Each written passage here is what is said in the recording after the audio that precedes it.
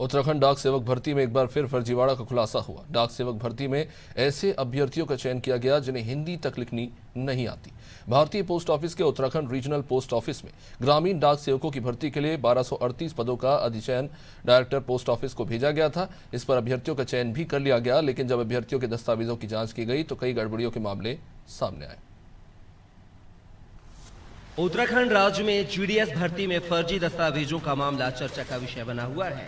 साल 2024 में ग्रामीण डाक सेवक के लिए जिन युवाओं का चयन हुआ है उनमें से अधिकांश हरियाणा, पंजाब और अन्य राज्यों से हैं। इसके अलावा उत्तराखंड के युवाओं का चयन बेहद कम हुआ है। सोशल मीडिया पर वायरल हो रहे वीडियो में चयनित युवाओं को हिंदी तक लिखना नहीं आ रहा है, फिर भी उनका चयन ग्रामीण डाक सेवक के पद के लिए किया गया है। तो ऐसे केसेस आए हैं कि जहाँ पर कि बोर्ड से वेरिफिकेशन होने के बाद वो फेक निकले, फर्जी निकले, तो उनके अगेंस्ट में या तो हमने टर्मिनेट किया उनका स्ट्रेट अवे, उनका जो कैंडिडेचर है, और जिन्होंने ज्वाइन नहीं किया था उनका भी हमने कैंसिल कर दिया है।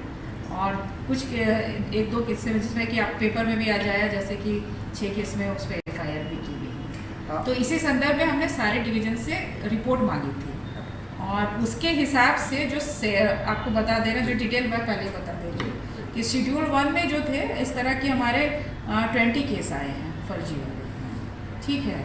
उसमें से 8 का हमने टर्मिनेट कर दिया है और 12 का कैंसिल किया। टर्मिनेट उनका किया कि जो ऑलरेडी ज्वाइन कर चुके थे, और उसके बाद वेरिफिकेशन हुआ तो वो उसमें वो फर्जी पाए। उत्तराखंड पोस्ट ऑफिस में फर्जी दस्तावेजों के आधार पर चयनित युवाओं का मामला कोई नया नहीं है। इससे पहले भी साल 2023 में इस तरह की गड़बड़ियों का सामना करना पड़ा था। साल 2023 की भर्ती के दौरान चयनित 36 युवाओं के खिलाफ कार्रवाई की गई थी और 5 लोगों पर FIR भी दर्ज की गई थी।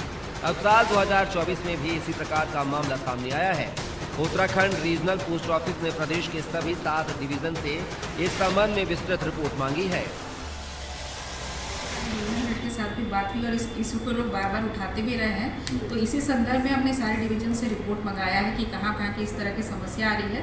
तो फिर इस मामले को हम लोग अपने डायरेक्टरेट को, जो हमारे विभाग है, उसको हम लोग इसके बारे में सूचित करने जा रहे हैं कि इसके बारे में कुछ करेक्टिव एक्शन लिया जाए। तो मुझे उम्मीद है कि इस पर हम लोग को कुछ ना कुछ इसमें अच्छा इसका कुछ निर्णय हमको मिलेगा और हम इस पर आगे।